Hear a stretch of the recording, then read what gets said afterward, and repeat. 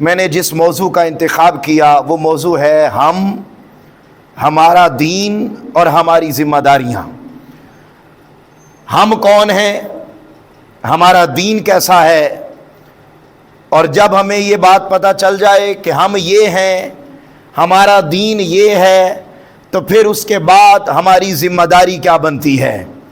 اور یہ ذمہ داری بنیادی طور پر اس جمعۃ المبارک کا خاص پیغام ہوگا جو میں آپ تک پہنچانا چاہتا ہوں۔ آئیے سب سے پہلے ہم اس بات کو جاننے کی کوشش کرتے ہیں کہ ہم کون ہیں۔ تو حاضرین محترم، قرآن مجید کی آیات کے ذریعے میں آپ کے سامنے رکھنے لگا ہوں کہ ہم کون ہیں۔ تو پہلا اور بنیادی نقطہ جو سمجھنے والا ہے، یاد رکھ لیں، ہم بطور انسان اتنی بات تو جانتے ہیں کہ اللہ رب العزت نے ہمیں اشرف المخلوقات بنایا، لیکن ایک اور سادہ جملہ ذہن میں رکھ لیں کہ ہم کوئی عام نہیں ہیں۔ بولیے کیا؟ ہم سے مراد انسان ہیں، مرد اور خواتین۔ ہم کوئی عام نہیں ہیں۔ پہلی اور بنیادی چیز جو سمجھنے والی ہے کہ اللہ رب العزت نے اس کائنات میں جتنی بھی مخلوقات پیدا کی، ساری کی ساری مخلوقات کو جس وقت بھی اس نے بنانا چاہا تو اس نے ایک جملہ بولا، کن، اور وہ چیز بن گئی۔ بولیے کیا بولا؟ کن بولا اور وہ چیز بن گئی، جیسا کہ اللہ رب العزت نے قرآن مجید میں ارشاد فرمایا، امرہ اذا اراد شیئا ان یقول لہ کن فیکون، کہ جب وہ کسی چیز کو بنانے کا ارادہ کرتا ہے تو وہ اسے فرماتا ہے کن، ہو جا، اور وہ شے ہو جاتی ہے۔ آپ اندازہ کیجئے، بڑی توجہ طلب آسان باتیں میں آپ کے سامنے رکھ رہا ہوں اور بڑے آسان انداز میں رکھ رہا ہوں کہ ہم کون ہیں۔ پہلا فرق جو میں آپ کے سامنے رکھنے لگا ہوں کہ اللہ رب العزت نے لاکھوں کروڑوں مخلوقات بنائی، چاند بنائے، ستارے بنائے، سیارے بنائے، زمینیں بنائیں، الغرض اتنی لاتعداد کائناتیں بنائی ہیں کہ سائنس آج کہتی ہے کہ ہم کم از کم 2 ارب سے زائد کہکشائیں ایسی ہیں جنہیں ہم گن چکے ہیں، اور ان میں سے ایک کہکشاں وہ ہے جس میں ہم رہتے ہیں، اور پتہ نہیں کتنی دنیایں ایسی اور ہیں، کتنی اور مخلوقات ایسی اور ہیں۔ اس کی کائنات، ہم تو یہاں پر ہی چھوٹی چھوٹی بات پہ جھگڑتے پھرتے ہیں، اس کی کائناتیں پتہ نہیں کتنی وسیع ہیں، اور وہ اب جو سائنس کی کاؤنٹنگ میں آئی وہ کروڑوں اور اربوں تک پہنچ گئی ہے۔ بتانا یہ چاہتا ہوں کہ اس رب نے اتنی وسیع کائنات بنائی، اور اتنی وسیع کائنات میں جس کو بھی بنایا اس نے صرف کہا کن، اور وہ شے بن گئی۔ اس نے چاند بنانا چاہا تو کیا کہا؟ بولیے کن کہا، وہ چاند بن گیا۔ اس نے سورج بنانا چاہا تو کن کہا، وہ بن گیا۔ اس نے بلیک ہولز بنانا چاہے، اس نے کن کہا، وہ بن گئے۔ الغرض جتنی بھی مخلوقات ہیں، ایک واحد انسان ایسا ہے کہ اس انسان کو اللہ رب العزت نے کن کہہ کے نہیں بنایا، بلکہ اس انسان کو جب بنانے کی باری آئی تو اللہ رب العزت نے فرمایا خلقت بیدیا، یہ انسان وہ ہے جس کو میں نے کن کہہ کے نہیں بنایا بلکہ خود اپنی قدرت والے ہاتھوں کے ساتھ بنایا ہے۔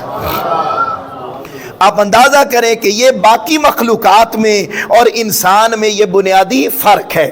اچھا، یہ پہلی اگلا فرق ذرا سمجھیے، جب یہ انسان اللہ رب العزت نے، یعنی پہلی بات ہمیں یہ سمجھنی ہے کہ ہم کوئی عام نہیں ہیں اور اتنے خاص ہیں کہ اللہ رب العزت نے ساری کائنات کو بنایا، اور اس نے بنانا چاہا تو فرمایا کن، وہ چیز بنتی چلی گئی۔ مگر جب انسان کو بنانے کی باری آئی تو اللہ رب العزت نے فرمایا میں نے اسے اپنے ہاتھوں سے بنایا ہے۔ اچھا، اب بنا لیا، اب اس کو زندگی دینی تھی تو اللہ رب العزت نے جس کو بھی زندگی عطا کی، جانور بھی زندہ ہیں، درخت بھی زندہ ہیں، الغرض ہم گنتے چلے جائیں تو کتنی مخلوقات ایسی ہیں جو جاندار ہیں، مگر ان میں روح ڈالنے کی باری آئی تو اللہ رب العزت نے فرمایا میرا حکم ہو گیا، ان میں روح آ گئی۔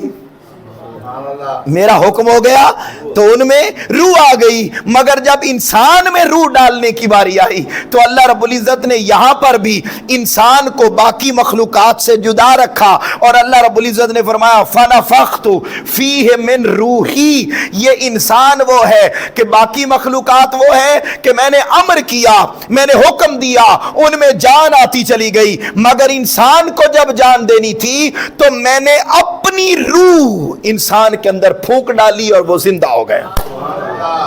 تو پہلا فرق یہ پتا چلا کہ انسان کوئی عام نہیں ہے، انسان کو اللہ نے اپنے ہاتھ سے بنایا، باقیوں کو کون سے بنایا، باقیوں کو حکم دیا، ان میں جان آ گئی، انسان میں اللہ نے اپنی روح پھونک دی، جب پھونک دی تو فرمایا وَلَقَدْ كَرَّمْنَا بَنِي آدم، اے انسان سن، میں نے تمہیں اپنے ہاتھ سے بنایا، میں نے تمہارے اندر اپنی روح کو پھونکا، یہ دونوں چیزیں تمہیں سب سے الگ دے کر فرمایا سن اب وَلَقَدْ كَرَّمْنَا بَنِي آدم، اور یوں اپنے ہاتھ سے بنا کر، یوں اپنی روح تمہارے اندر پھونک کر میں نے ساری مخلوقات میں تجھے سب سے زیادہ عزت والا بنا دیا ہے۔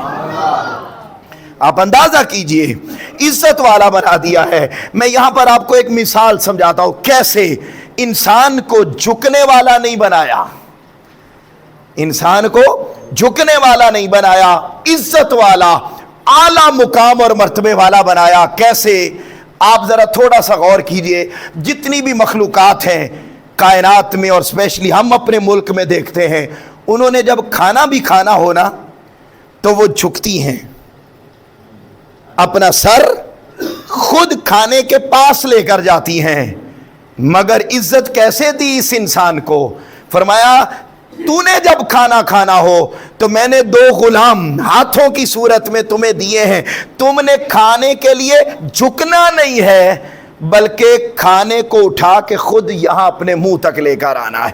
ہر مخلوق جھکتی ہے، انسان جھکتا بولیے نہیں ہے۔ ذہنوں میں سوال پیدا ہوا، باری تعالیٰ باقی ساری مخلوقات کو تو جھکاتا ہے، اس کو کرمنا، عزت والا بنایا، اس کو تو نے اعلیٰ بنایا، اس کو جھکنے نہیں دیا، ایسا کیوں ہے؟ فرمایا بڑی سادہ سی بات ہے، وہ میری بارگاہ میں سجدے کے لیے نہیں جھکتی، اس لیے میں نے ان کو ہر شے کے سامنے جھکا دیا۔ میرا بندہ میری بارگاہ میں آ کے سجدے میں جھکتا ہے، جو بندہ پھر میری بارگاہ میں جھکنے والا بن جاتا ہے میں پھر اسے کبھی جھکنے نہیں دیتا، پھر ساری چیزیں اس کی خاطر تو جھک سکتی ہیں مگر میں اسے جھکنے نہیں دیتا۔ اقبال نے بھی کہا تھا وہ ایک سجدہ جسے تو گراں سمجھتا ہے، وہ ایک سجدہ جسے تو گراں سمجھتا ہے، 1000 سجدوں سے دیتا ہے آدمی کو نجات۔ وہ بندہ پھر کہیں نہیں جھکتا جو اس مولا کی بارگاہ میں جھکنے والا بن جاتا ہے۔ حاضرین محترم، میں نے ابھی تک آپ کے سامنے یہ بات رکھی ہے، میں سمجھانا چاہتا ہوں کہ آج کا ہمارا ٹاپک کیا ہے۔ ہاں، اللہ رب العزت نے انسان کو بولیے کس سے بنایا؟ اپنے ہاتھ سے بنایا، روح بھی اس نے اپنی پھونکی، پھونک کر فرمایا میں نے تمہیں عزت والا بنایا۔ باری تعالیٰ کیسے بنایا عزت والا؟ فرمایا ایسے بنایا کہ ہر شے جھکتی ہے مگر اے انسان تو جھکتا نہیں ہے۔ باری تعالیٰ یہ فرق تو نے ہمارے اور عام انسانوں کے درمیان کیوں رکھا؟ فرمایا صرف اس لیے رکھا کہ وہ میری بارگاہ میں نہیں جھکتے، تو میری بارگاہ میں سجدے میں جھکتا ہے، تو ادھر میری بارگاہ میں جھکا، میں نے تمہیں ہر ایک کے سامنے جھکنے سے بے نیاز کر دیا۔ پھر اسی انسان کے بارے میں فرمایا اگلی اہمیت، اگلا ڈیفرنس کہ ساری مخلوقات ہیں۔ یہ آج کی میری گفتگو یہ ہو سکتا ہے جمعۃ الوداع ہو، تو یہ میسج کے طور پر میں آپ کے سامنے عرض کر رہا ہوں کہ اللہ رب العزت نے ہمیں اتنا اعلیٰ بنایا، اور کیا فرمایا؟ فرمایا وَسَخَّرَ لَكُمْ مَا فِي السَّمَاوَاتِ وَمَا فِي الْأَرْضِ جَمِيعًا۔ فرمایا سنو اے انسان، اس کائنات میں جتنی بھی چیزیں پائی جاتی ہیں نا، وہ ساری چیزیں میں نے تمہارے لیے مسخر کر دی ہیں۔ میں سمجھاتا ہوں، ابھی ذرا ایکٹیو ہو کے ذرا بولیے، میں سمجھا دیتا ہوں یہ مسخر کرنا کیا ہوتا ہے۔ میں پھر ترجمہ کر رہا ہوں۔ اللہ رب العزت نے فرمایا اے انسان، اس زمین اور آسمان میں جو کچھ پایا جاتا ہے وہ سارا تیرے لیے مسخر کر دیا ہے۔ اب ذہنوں میں سوال پیدا ہوتا ہے یہ مسخر کیا ہے؟ مسخر کا معنی ہوتا ہے تابع کر دینا، انڈر کر دینا، ماتحت کر دینا۔ بولیے کیا کر دینا؟ ماتحت۔ فرمایا یہ چاند بنایا یہ تیرے ماتحت، سورج بنایا تیرے ماتحت، سیارے بنائے تیرے ماتحت، کہکشائیں بنائی تیرے ماتحت، جانور بنائے، پرندے بنائے، حیوانات بنائے، نباتات بنائے، جمادات بنائے۔ الغرض اس کائنات میں اے انسان تجھے اتنا اعلیٰ بنایا، اے انسان تجھے اتنا ڈیفرنٹ بنایا، اے انسان تجھے اتنا ہم بنایا کہ کائنات میں جتنی بھی چیزیں پائی جاتی ہیں وہ ساری کی ساری تیرے ماتحت کر دی گئی ہیں۔ اے انسان تجھے اتنا اعلیٰ بنایا ہے کہ تو ان ساری چیزوں میں سے جس چیز کو جس انداز میں اپنی مرضی سے چلانا چاہے، اے انسان تجھے طاقت دی ہے تو ان ساری چیزوں کو اپنی مرضی کے ساتھ چلا سکتا ہے۔ کوئی چیز انسان کو اپنی مرضی سے نہیں چلا سکتی۔ بولیے بولیے کیا؟ کوئی چیز انسان کو اپنی مرضی سے نہیں چلا سکتی۔ انسان جس کو چاہے اس کو اپنی مرضی سے چلا سکتا ہے۔ باری تعالیٰ یہ صلاحیت کیوں دی ہے؟ فرمایا اس لیے دی ہے کہ اگر کوئی بندہ میری مرضی پر چلے پھر کائنات ساری کی ساری اس کی مرضی پر چلنے والی بن جاتی ہے، اس لیے یہ دیا۔ حاضرین محترم، بڑی توجہ طلب بات ہے، یہ مسخر کر دیا۔ آپ نے دیکھا ہوگا صحرائی علاقوں میں، یہ سعودی عرب جائیں، اللہ پاک جن کو نہیں لے گیا لے جائے، تو وہاں یہ مناظر دیکھنے کو ملتے ہیں۔ آپ سندھ میں چلے جائیں، بلوچستان، صحرائی علاقوں میں اونٹ ہوتے ہیں اور 70 اونٹوں کی قطار ہوتی ہے، اور سامنے ایک چھوٹا سا بچہ، اس کے ہاتھ میں مہار ہے اور سارے اونٹ قطار اندر قطار اس کے پیچھے چل رہے ہوتے ہیں۔ باری تعالیٰ یہ کیا ماجرا ہے؟ فرمایا اور کوئی ماجرا نہیں ہے، اس کائنات کی جتنی بھی چیزیں ہیں اے انسان وہ ساری کی ساری اٹھا کے تیرے ماتحت پیدا کر دی ہے۔ حاضرین محترم، ہمیں اب توجہ کیجئے گا، میں نے پہلا جملہ یہ رکھا کہ اللہ رب العزت نے عام مخلوقات سے انسان کو یوں بلند کیا کہ ہر ایک کو کن سے بنایا، انسان کو اپنے اونچا بولیے اپنے ہاتھ سے بنایا، ہر ایک کو حکم دیا، اس کے اندر روح آ گئی، مگر انسان میں اللہ نے اپنی روح کو پھونکا۔ تیسری بات میں نے یہ سمجھائی کہ اللہ رب العزت نے انسان کو عزت والا بنایا۔ حاضرین محترم، چوتھی بات یہ سمجھائی کہ اللہ رب العزت نے اس کائنات میں جتنی مخلوقات پائی جاتی ہیں وہ ساری کی ساری مخلوقات انسان کے ماتحت کر دی گئی ہیں۔ اچھا، 4 باتیں ہو گئیں، 5ویں سنو اور اپنا ایمان تازہ کرو۔ ہم انسانوں کو اللہ رب العزت نے جتنی بھی نعمتیں دیں، آپ گنتے چلے جائیں تو قرآن کیا کہتا ہے؟ وَإِن تَعُدُّوا نِعْمَتَ اللَّهِ لَا تُحْصُوهَا۔ انسانوں، ہم نے آپ کو اتنی نعمتیں دی ہیں کہ اگر تم انہیں گننا چاہو تو تم انہیں گن نہیں سکتے۔ اس لیے میں بات کو ختم کرتے ہوئے، یہ ہم کی بات سمجھاتے ہوئے میں نے 3 باتیں کرنی ہیں۔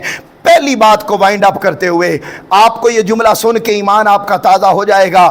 قربان جاؤں کہ ہم انسان، اور ان میں سے بالخصوص ہم، وہ ایسے ہیں کہ اللہ رب العزت نے اتنی نعمتیں دیں کہ انہیں ہم گن بولی ہے نا نہیں سکتے، مگر ان ساری نعمتوں سے بڑھ کر بڑی نعمت جو بن مانگے، اور ایسی نعمت جس کو مانگنے کی دعائیں انبیاء کرتے رہے، وہ نعمت ہم گناہگاروں کو عطا کی، اور ساری نعمتوں سے بڑی نعمت یہ عطا کی کہ اس نے آمنہ کا لال محمد مصطفیٰ ہمیں عطا فرما دیا صلی اللہ علیہ وآلہ وسلم۔ اور ہم گناہگاروں کو، آپ اندازہ کریں، انبیاء دعائیں کرتے رہے کہ باری تعالیٰ ہمیں آمنہ کے لال کا زمانہ دکھا دے، ہمیں ان پر ایمان لانے والا بنا دے۔ وہ یہاں تک دعائیں کرتے رہے، نبوت نہیں چاہیے، آمنہ کے لال کے امتی ہونے کا اعزاز چاہیے۔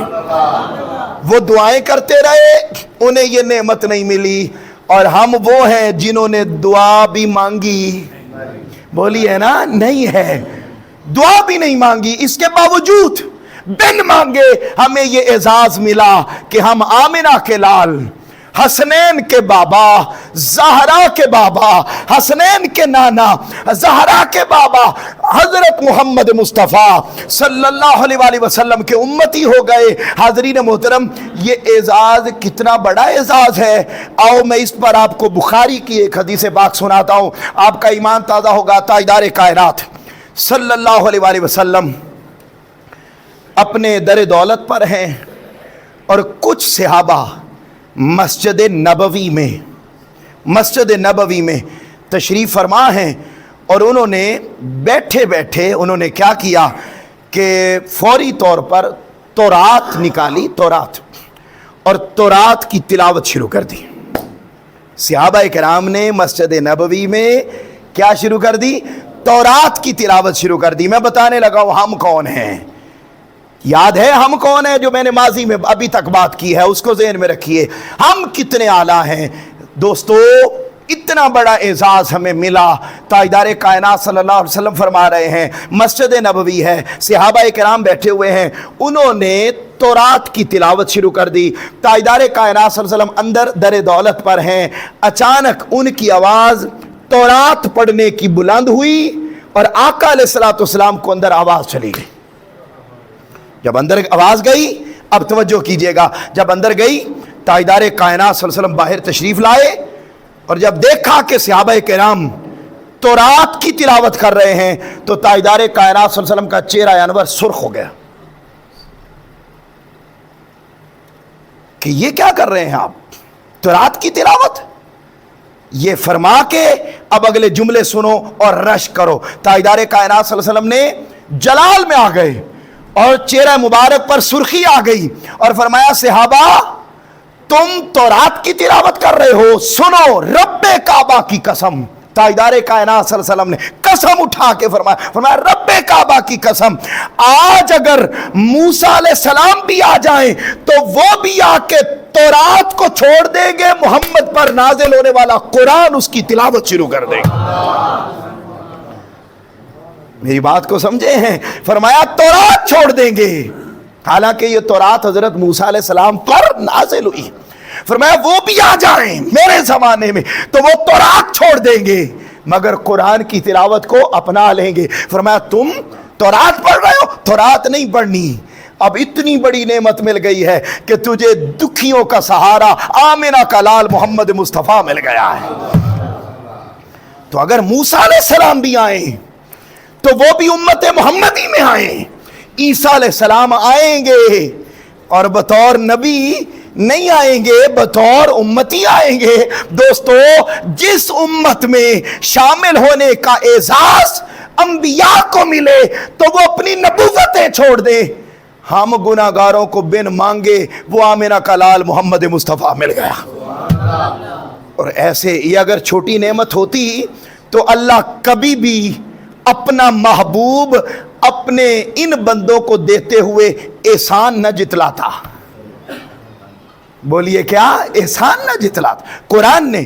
اب میرا وہ موضوع نہیں ہے, میں آگے بڑھ رہا ہوں.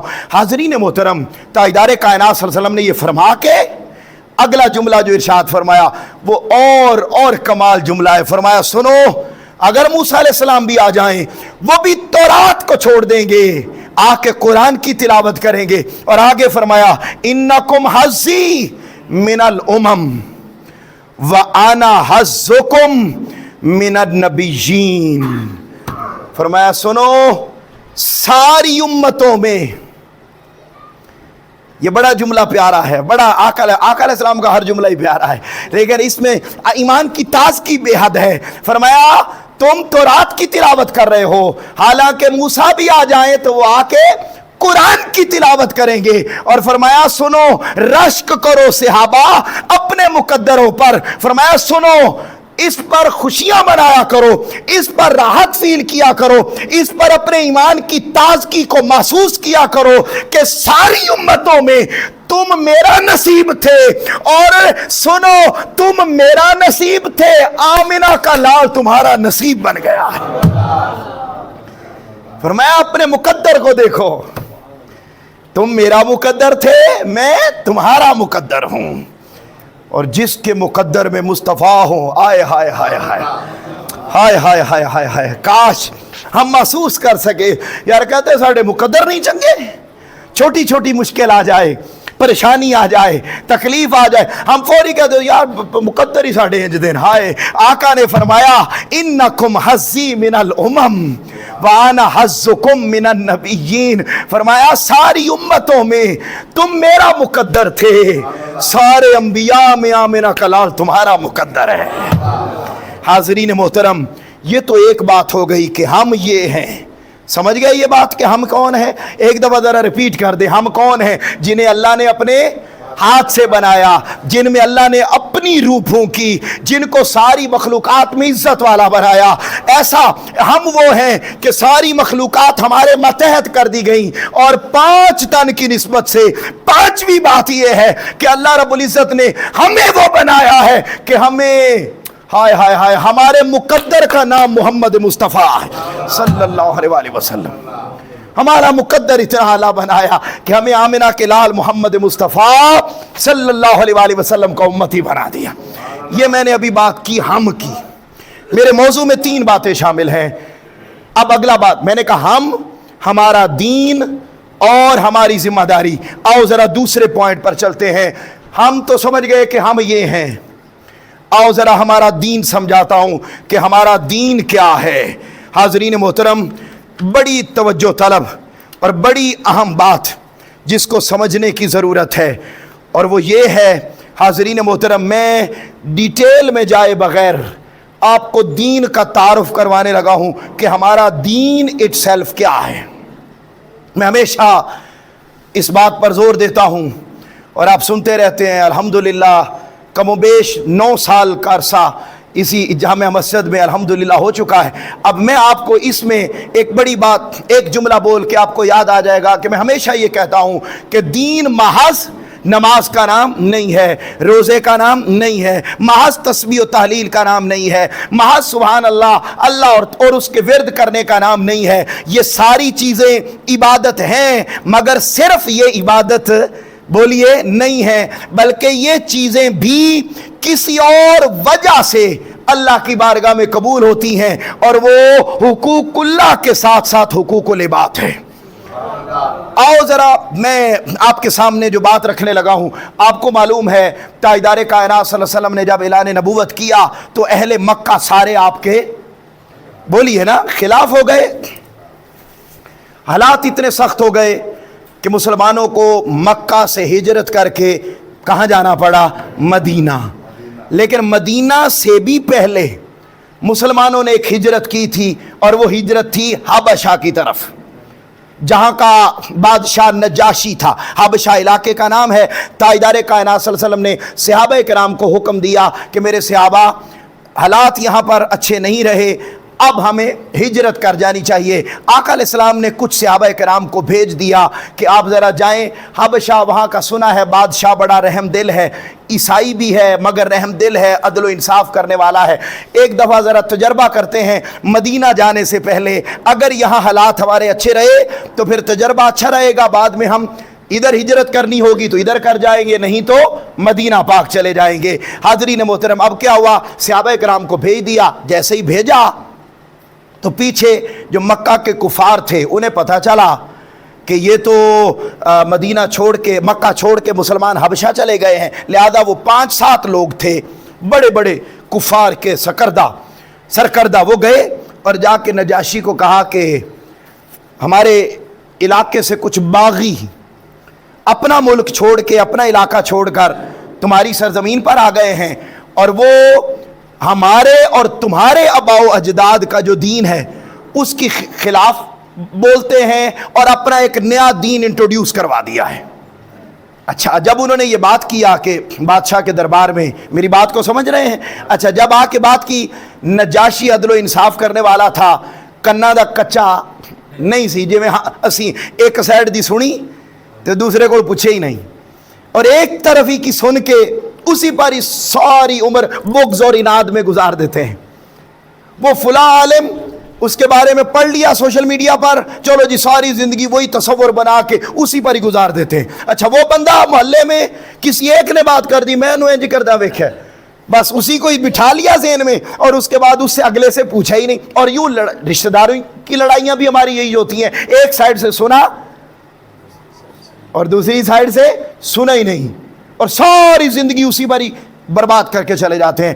خیر میرا یہ موضوع نہیں، میں آگے بڑھ رہا ہوں، ٹائم بہت شارٹ ہے۔ سمجھانا یہ چاہتا ہوں کہ جب وہ بادشاہ نے ان کی بات سنی تو ان کی سن کے وہ جو مسلمان ہجرت کر کے مکہ سے حبشہ گئے ہوئے تھے، ان مسلمانوں کو بلا لیا اور بلا کے ان سے ان کا موقف سنا کہ یہ دیکھیں آپ مکہ سے آئے ہیں، یہ مکہ کے کفار میرے پاس آئے ہیں اور یہ آپ کے بارے میں اعتراض کرتے ہیں، آپ بتائیں کہ آپ کا دین کیا ہے؟ ہون بولو ذرا ماشاء۔ نجاشی نے پوچھا کہ یہ کہہ رہے ہیں کہ ان کا نیا دین ہے اور یہ آباء و اجداد کا دین چھوڑے بیٹھے ہیں اور یہ ملک چھوڑ کے آئے بیٹھے ہیں، بتائیں ذرا، آپ بتائیں کہ آپ کا دین کون سا ہے؟ قربان جاؤں، حضرت سیدنا ابو طالب، آپ کے 4 لخت جگر ہیں، اور چاروں لخت جگر میں جو سیکنڈ لاسٹ، مولا علی المرتضیٰ سب سے چھوٹے ہیں، جو سیکنڈ لاسٹ پر ہیں، جن کا نام تھا حضرت جعفر طیار۔ بولے نا یار ماشاءاللہ۔ چلو میں آپ کو ایک جملہ سنا دیتا ہوں ان کے بارے میں۔ یہ میدان کے بندے ہیں نا، مباہلہ کا میدان ہو تو تب بھی یہی گھرانہ آتا ہے، کربلا کا میدان ہو تو تب بھی یہی گھرانہ آتا ہے۔ چلو میرا خیال ہے کہ اب ذرا ذوق بن جائے گا۔ اب اگلا جملہ سنیں۔ یہ حضرت سیدنا جعفر طیار، طیار کہتے ہیں طیارے کو، جہاز اس کے پر ہوتے ہیں، پر، انہیں کیوں کہا جاتا ہے طیار؟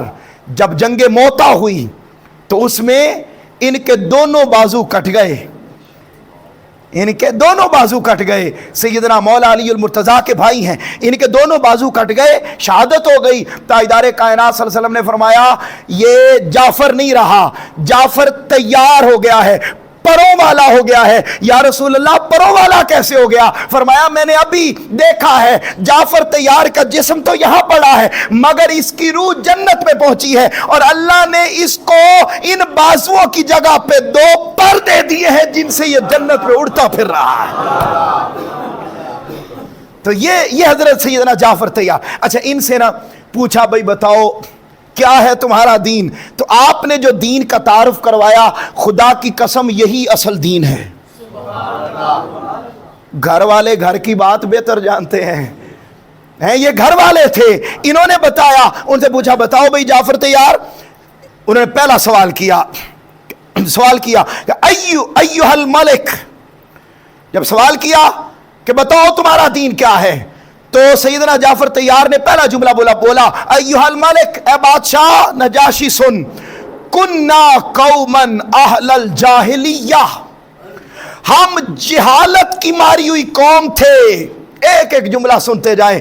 کہتے ہم جہالت کے مارے ہوئے لوگ تھے، نعبد الاصنام، ہم بتوں کی پوجا کرتے تھے، ونأکل المیتۃ، ہم مردار کھاتے تھے، ہم حرام گوشت کھاتے تھے، ونأکل الفواحش، ہم بے حیائی فحاشی و ریانی کرتے تھے، وتقطع الارحام، ہم رشتہ داروں سے لڑتے تھے، ونسع الجوار، ہم ہمسایوں کو تنگ کرتے تھے، ہم بہت برے تھے، ہم گراوٹوں میں گرے تھے، ہم جاہل تھے، ہم بتوں کی پوجا کرتے تھے، ہم بہت گرے ہوئے لوگ تھے، حتی بعث اللہ الینا رسولا، یہاں تک کہ اللہ نے اپنا سونا رسول ہم گناہگاروں کو عطا فرما دیا، ہمیں عطا کر دیا۔ اچھا جب عطا کر دیا تو پھر کیا ہوا؟ انہوں نے ہمیں ہمارا دین سکھایا۔ کیا سکھایا؟ فرمایا ہم بتوں کی پوجا کرتے تھے، انہوں نے کہا فتعالی الی اللہ تعالی، اس رسول نے ہمیں کہا ان بتوں کی پوجا چھوڑ دو، ایک رب واحد خدا کی عبادت کیا کرو۔ نمبر 1، اب سمجھے دین کیا ہے، ہم کس دین کے ماننے والے ہیں۔ اور یاد رکھ لیں ہمارا دین ہے، مذہب نہیں ہے. اسلام دین ہے، یہ مذہب عبادت کا نام ہوتا ہے. عبادت، مذہب اور دین میں فرق ہی ہوتا ہے. مذہب کہتا ہے نماز پڑھو، مذہب کہتا ہے تسبیح و تحلیل کرو، مذہب کہتا ہے فقط اللہ اللہ کرو بس. لیکن دین پیدا ہونے سے لے کر قبر تک جتنے کام کرتا ہے انسان، ایک ایک مرحلے پر انسان کو جو آ کے رہنمائی دے اسے دین کہتے ہیں. یہی تو وجہ ہمیں کھانے کا طریقہ بھی ہمارا دین سکھاتا ہے، سونے کا طریقہ بھی دین سکھاتا ہے، چلنے الغرض سارے طریقے ہمارا مذہب نہیں سکھاتا، ہمیں ہمارا دین سکھاتا ہے. اچھا فرمایا ہم یہ تھے، آ گئے آمنہ کے لال، انہوں نے آ کے ہمیں ہمارا دین سکھایا. بتاؤ بھائی جعفر کیا دین سکھایا؟ فرمایا نمبر 1 انہوں نے ہمیں اللہ کی پہچان عطا کی. اونچا بولیے، کس کی پہچان عطا کی؟ اللہ کی پہچان. نمبر 2 فرمایا وَآمَرَ بِالصِّدْقِ الْحَدِيثِ، انہوں نے ہمیں کہا جھوٹ نہیں بولنا، جب بھی بولنا ہے سچ بولنا ہے. آپ اندازہ کریں اللہ کی توحید کے بعد، کیا اللہ کی توحید کے بعد پہلا کام جو دین میں پریورٹی رکھتا ہے وہ سچائی ہے. ہم نمازیں پڑھیں، روزے رکھیں، عبادت کریں، قرآن مجید کی تلاوت کر دیں، رمضان المبارک میں ہم 2 قرآن مکمل کر دیں، ہم تراویح ساری پڑھیں، جو کچھ مرضی کریں، اگر ساتھ جھوٹ بول رہے ہیں تو یاد رکھ لیں وہ ساری عبادتیں اللہ کی بارگاہ میں قابل قبول نہیں ہیں. پھر سنیے فرمایا وَأَدَاءِ الْأَمَانِ، انہوں نے ہمیں یہ کہا بددیانتی نہیں کرنی. بولیے کیا؟ بددیانتی. انہوں نے ہمیں دیانت سکھائی. وَصِلَةِ الرَّحِمِ، اور تیسری چیز یہ سکھائی کہ لوگوں کچھ بھی ہو جائے رشتہ داروں سے تعلق نہ توڑنا، رشتوں کا حیا کرنا. اگر خامد ہو تو بیوی کے رشتوں کا حیا کرنا، اگر بیوی ہو تو رشتوں میں ڈنڈی نہ مارنا. کیا؟ رشتوں میں ڈنڈی نہ مارنا. جیسے یہ چاہتی ہو کہ میرا خامد میرے رشتوں کا حیا کرے، پھر ان سے بڑھ کے تم خامد کے رشتوں کا حیا کرنا. جب گھر کے یہ 2 ستون آپس میں ایک دوسرے کے رشتوں کا حیا کرنے لگ جائیں گے، پورے معاشرے کے رشتے خود بخود سیدھے ہوتے چلے جائیں گے. فرمایا تیسری چیز یہ سکھائے. اب مجھے بتائیے یہاں پر نماز کا ذکر ہے؟ بولیے نا یار. ہمارا سارا اچھا یہ میرا مطلب نہیں ہے کہ یہ پڑھنی نہیں، یہ فرض ہے، نماز پڑھنی ہے، روزے رکھنے ہیں، مگر یاد رکھ لیں یہ کام ہوں گے تو وہ قبول ہوں گی، اور اگر یہ نہ ہوئے تو پڑھ کے بھی قابل قبول نہیں ہے. یہ دین، ہمارا دین کیا ہے؟ سیدنا جعفر طیار، مجھے ذرا ٹائم بتائیے گا، میری گھڑی فرمایا اوکے. فرمایا تیرا توجہ کیجئے، 10 منٹ ہیں، میں بڑی تیزی کے ساتھ آگے چل رہا ہوں. فرمایا تیسری بات یہ سکھائی وَصِلَةِ الرَّحِمِ، کچھ بھی ہو جائے ہمیں یہ سکھایا، ہمیں ہمارا دین سکھایا کہ بھائی رشتوں سے تعلق نہ توڑنا. وَحُسْنِ الْجَوَارِ، انہوں نے ہمیں سکھایا کہ کوئی ایسا کام نہ کرنا جس سے تمہارے ہمسایوں کو کبھی تکلیف پہنچے. اب یہ انٹروڈکشن کروا رہے ہیں سیدنا جعفر طیار اور نجاشی دربار. مجھے بتائیں غیر کے سامنے بات کی جائے تو وہاں پر تو وہ باتیں کی جاتی ہیں نا جو اپنے دین کی بڑی ٹاپ کی ہوں. آپ نے اگر گھر کی بات بتانی ہو کسی غیر کو تو آپ چھوٹی چھوٹی باتیں بتائیں گے یا گھر کی جو اچھی اچھی خوبیوں گی وہ بتائیں گے؟ بولیے نا. اس کا مطلب یہ ہے کہ یہ اسلام کی ٹاپ لیول کی باتیں ہیں جو حضرت سیدنا جعفر طیار نجاشی کے دربار میں بتا رہے ہیں. اور یہی وہ باتیں تھیں جنہیں سن کر نجاشی بعد میں بادشاہ ہو کے آمنہ کے لال کا غلام بن گیا تھا. اچھا یہ ہے ہمارا دین. فرمایا انہوں نے ہمیں کہا ہے وحسن الجوار، ہمسایوں کے ساتھ اچھا سلوک کرنا، والکف عن المحارم والدماء، اور انہوں نے ہمیں یہ کہا ہے برے کام نہیں کرنے اور ناحق کسی کی خون ریزی نہیں کرنی، قتل نہیں کرنا. ابھی تک نماز نہیں آئی, روزہ نہیں آیا, زکوٰۃ نہیں آئی, تسبیح و تحلیل, کہیں عبادات کا ذکر نہیں ہے. فرمایا یہ ہمارا دین ہے. اچھا جب یہ ساری باتیں بتا لی نا تو نجاشی سمجھ گیا کہ یہ کوئی عام دین نہیں ہے, یہ انسانیت کا دین ہے. تھوڑا مرعوب ہونے لگا. تو اس وقت ابھی مصعب بن بلکہ حضرت عمر بن العاص جو ابھی اس وقت کافر تھے, بعد میں مسلمان ہوئے, وہ کھڑے ہو گئے. یہ بھی کافروں کی طرف سے گئے ہوئے تھے. کھڑے ہو گئے اور کہنے لگے یہ دیکھیں کیسی باتیں کر رہے ہیں مسلمان. ٹھیک ہے اگر یہ صحیح باتیں تو ان سے ذرا یہ پوچھو کہ یہ آپ کے نبی کے بارے میں کیا عقیدہ رکھتے ہیں. بھڑکانا چاہا. اب نجاشی کے نبی کون تھے؟ حضرت عیسیٰ علیہ السلام, وہ عیسائی تھا. اچھا انہوں نے کہا یہ آپ کے نبی کے بارے میں بھی عقیدہ نہیں رکھتے. صحیح, تمہارا عقیدہ یہ وہ اللہ کے بیٹے ہیں, تمہارا عقیدہ یہ کہ 3 خدا ہے, تو یہ تو ایک خدا کی بات کرتے ہیں. اس نے پھر ادھر کی سن کے دوبارہ کہا جعفر تیار ذرا بتاؤ کہ تمہارا ہمارے نبی حضرت عیسیٰ کے بارے میں کیا خیال ہے. جب یہ سنا نا تو آپ نے سورہ مریم کی تلاوت کر دی. جب سورہ مریم کی تلاوت کی اور اس خوبصورت انداز میں قرآن پڑھا کہ جتنے پادری بیٹھے تھے ان کی آنکھوں میں بھی آنسو طاری ہو گئے, نجاشی کی آنکھوں میں بھی آنسو طاری ہو گئے. حاضرین محترم, ہمارا دین یہ ہے. اب ذہنوں میں سوال پیدا ہوتا ہے, ٹائم بہت شارٹ رہ گیا, 2 سے 3 منٹ جتنا بھی باقی ہے. اب میں آپ کو ذمہ داری کی بات کرتا ہوں. دوستو اب تک 2 باتیں آپ کے سامنے رکھی ہیں. ہم بھی اعلیٰ, ماشاءاللہ ماشاءاللہ, ہم بھی اعلیٰ.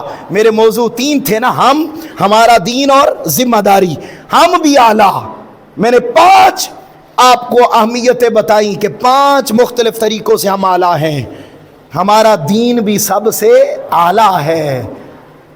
جب چیزیں اعلیٰ ملتی ہیں نا, عہدہ بڑا ہو جائے تو ذمہ داری کم نہیں ہوتی, ذمہ داری بھی بڑھ جاتی ہے. دوستو اتنا سب کچھ اعلیٰ ہمیں ملا, لیکن ایک ہی جملہ بول کے کرائیٹیریا ہم ذرا سیٹ کر لیتے ہیں کہ ہم کھڑے ہوئے کہاں پر ہیں. میں بنیادی مسائل کی بات نہیں کرتا کہ ہمیں نماز جنازہ نہیں آتی, ہمیں نماز کے مسائل نہیں آتے, ہمیں یہ نہیں آتا وہ نہیں آتا. میں ساری چیزیں چھوڑ کر ایک آپ کو چھاننی دیتا ہوں, اور وہ یہ ہے کہ وہ قرآن جس کے بارے میں تاجدار کائنات نے فرمایا کہ اگر حضرت موسیٰ بھی آ جاتے تو وہ اپنی تورات چھوڑ دیتے, میں محمد کا قرآن پڑھتے. اسی ایک جملے کو ذہن میں رکھ لو. قرآن کے ساتھ ذمہ داری بتانے لگا ہوں.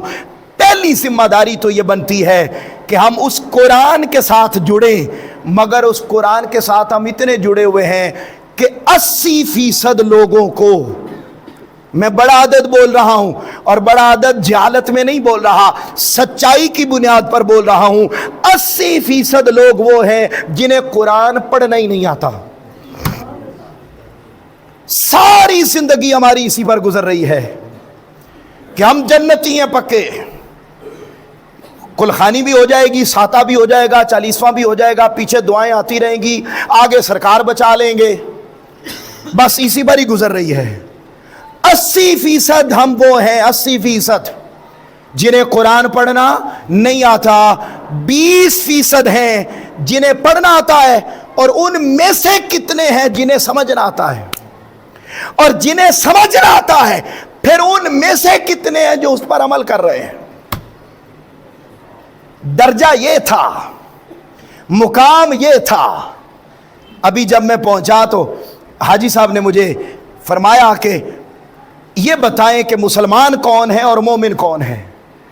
تو میں نے کہا اس پر ہوگا تو پورا خطاب انشاءاللہ عید کے بعد اس پر پورا خطاب کر لیں گے, لیکن ابھی ایک جملے میں اگر بتاؤں تو میری ساری بات سے بس جو صرف یہ مانے کہ ہم اعلیٰ ہیں, جملہ سنیے گا, جو یہ مانے کہ ہم اعلیٰ ہیں, جو یہ مانے کہ ہمارا دین اعلیٰ ہے, بس جو مانے وہ مسلمان ہے, اور جو اس کے مطابق عمل کر لے وہ پکا مومن ہے. ہم سارے ماننے والے ہیں. کیا بولیے, ہم سب ماننے والے, ہم مانتے ہیں ہم اعلیٰ ہیں, ہم مانتے ہیں ہم آقا کے امتی ہیں، ہم مانتے ہیں کہ اللہ نے ہمیں اپنے ہاتھ سے بنایا، ہم مانتے ہیں کہ اللہ رب العزت نے اپنی روح ہمارے اندر پھونکی، ہم سب ماننے والے ہیں، مگر اس کی ماننے والے بولیے نہیں ہیں۔ جس دن ہم ذمہ داری ادا کرنے لگ جائیں گے، ذمہ داری پہلی یہ ہے قرآن پڑھا جائے اور اس طرح پڑھا جائے جیسے اس کو پڑھنے کا حق ہے، حق کا تلاوت ہے، اس کا حق ہے۔ حاضرین محترم، پھر اس کو سمجھا جائے۔ اور تیسری اور اہم بات، ذمہ داری میں قرآن پڑھ کے اس کو سمجھ کے پھر اس کو اپنی زندگیوں میں داخل کرنا، اپنی زندگی میں داخل کرنا۔ اور ہماری زندگیوں کا حال یہ ہے کہ ہم چاہتے یہ ہیں پورے ملک میں دین نافذ ہو جائے۔ کوئی ایک بندہ ایسا نہیں ہے ہم میں سے جو یہ چاہے، یہ نہ چاہتا ہو کہ ملک میں دین نہ نافذ ہو۔ بولیے ہم سب چاہتے ہیں کہ نہیں چاہتے کہ ہمارے ملک میں دین نافذ ہو جائے؟ ملک ہو جانا چاہیے، میرے گھر چ نہیں ہونا چاہیے۔ ملک میں کبھی نافذ نہیں ہوگا اگر میرے گھر میں دین نافذ نہیں ہوگا۔ میرے گھر میں کتنا دین نافذ ہے، قرآن کی تلاوت سے اندازہ لگا لیں۔ 5 لوگ گھر میں رہتے ہیں، کتنے قرآن پڑھتے ہیں؟ گھر میں 5 لوگ رہتے ہیں، کتنے نماز پڑھتے ہیں؟ گھر میں 5 لوگ رہتے ہیں، کتنے وہ ہیں جن کی رشتہ داروں سے بنی ہوئی ہے؟ گھر میں جتنے رہتے ہیں وہ کتنے سچ بولتے ہیں؟